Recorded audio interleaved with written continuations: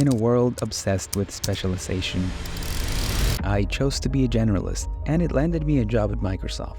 The final round of interviews was a pretty intense day. I'm really bad at coding questions, so the first 3 interviews didn't go super well. I didn't completely blank either, but I definitely did not reach the optimal answer that the interviewers were looking for. But then the 4th interview came, and something kind of interesting happened. The interviewer noticed I listed an app I built on my resume, and he asks if I have it with me and if he could see it. So I pull out my phone and I start showing it to him. And it changed the entire tone of the interview. Despite having less than ideal answers to the prior coding questions, I somehow landed the job. To this day, I believe that it was in great part because of the breadth of my experience. Things unrelated to tech, like authoring a blog about Club Penguin and learning digital animation, are what allowed me to develop that iPhone game I showed on that last interview. Here's the thing about being a generalist. It's not about being mediocre at a bunch of random stuff. It's more like, how can you take all of these different skills that you've picked up and make them work for you? In this video, I'll share how being a generalist has shaped my entire career and how I think it could be applied to anyone with a wide array of interests like me to really play to their strengths. One of my favorite quotes comes from Steve Jobs. You can't connect the dots looking forward. You can only connect them looking backwards, so you have to trust that the dots will somehow connect in your future. This quote really hit home when I got promoted to tech lead in my previous job. I was terrified. Do I even know what I'm doing? Kind of terrified. But all these random skills I picked up as a teenager with a blog started coming in handy. Suddenly I'm learning to trust my team, delegate stuff, and explain tech jargon to non-tech people. And it's a lot of those same skills that I'm now using for this YouTube channel. Moving to Seattle was another big one. I was excited, of course, but also kind of freaking out. I remember this one time at a work social event, feeling completely lost in the conversation. Everyone's talking about coffee shops and hiking, and I'm there thinking like, what's the big deal about walking uphill? But I think I slowly started figuring it out. I learned to appreciate new things and found common ground with a lot of people. Still, looking back, there are a lot of things I could have done better to get to know more people and build deeper friendships. But I'm quite happy I did enough to put me on the path that I am today. Leaving the familiar behind and stepping into the unknown is never easy, but it's in these moments of discomfort that I've found the greatest opportunities for growth. Being open isn't about constantly changing who you are. It's about being flexible enough to stay true to yourself even as the world around you shifts. I've learned that growth often lies just beyond our comfort zone, and that scary things can become smaller with time and exposure. This past weekend was a great example of that. Back in January, I knew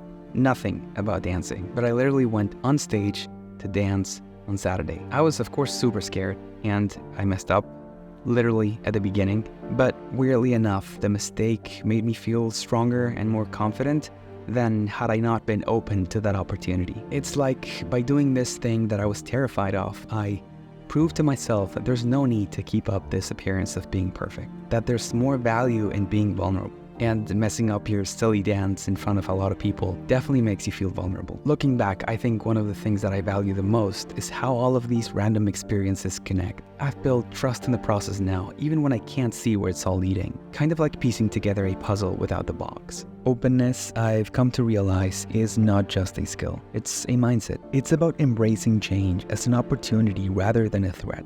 It's about trusting that even if we can't see it right now, each experience is building towards some bigger picture. And as we continue to adapt and grow, that picture becomes clearer and richer.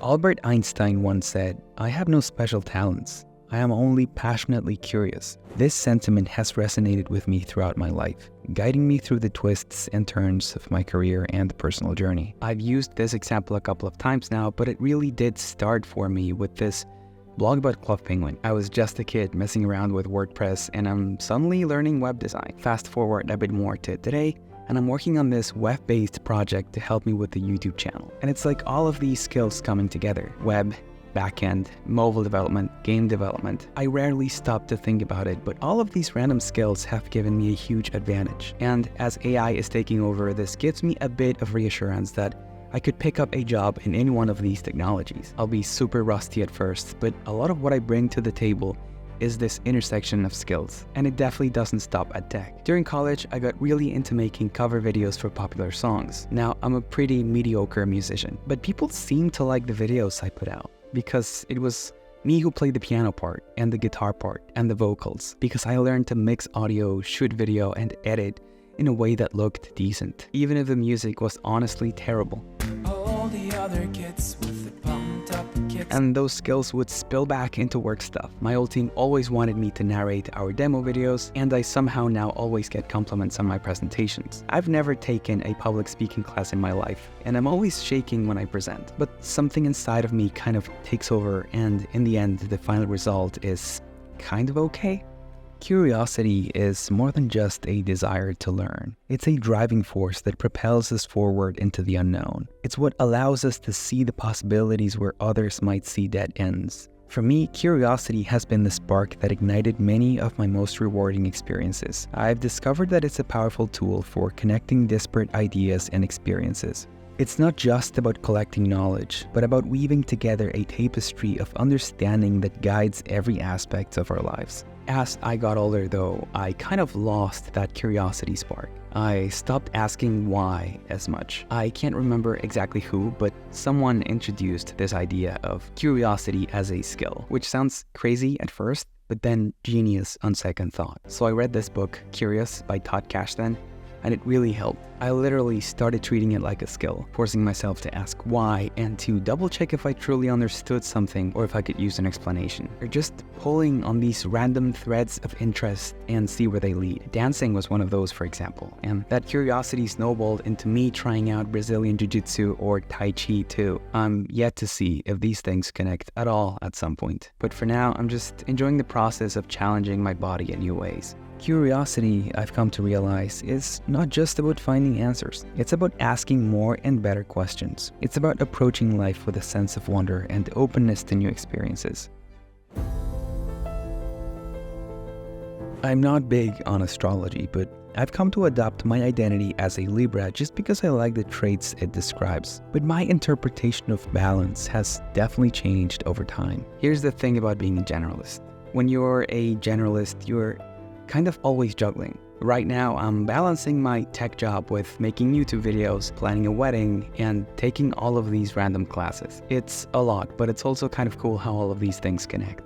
For a while, I thought that balance meant giving equal or at least proportional time to everything. Now, I think it's more about being fully there in whatever you're doing. Sometimes that means spending a whole evening just coding or just dancing, and that's okay. It's about being flexible, shifting focus when you need to. Being a generalist actually helps with this. You can kind of juggle things around based on what needs attention. One of the trickiest things though is switching gears, like going from technical mode to creative mode. It's not always super smooth, but I've also found that doing creative work actually helps me recharge and fuels my coding sessions, and vice versa. My technical sessions give structure to my writing and keeps my effort targeted. I'm currently finishing this other book, The Art of Learning by Josh Waitzkin, and at some point it talks about integrating these different parts of your life and personality instead of keeping them separate, and I kind of love that idea. Performing at a high level requires inspiration, and inspiration needs to come from a place of authenticity. I don't think it's possible to manufacture that. Balance, for me, isn't about having it all figured out. It's about being flexible, adapting to life's constant changes, and staying true to your values. It's recognizing that what feels balanced today might need adjustment tomorrow. It's an ongoing process of self-discovery, adjustment, and growth. I was trying to explain how I view balance to Abril, and I came up with this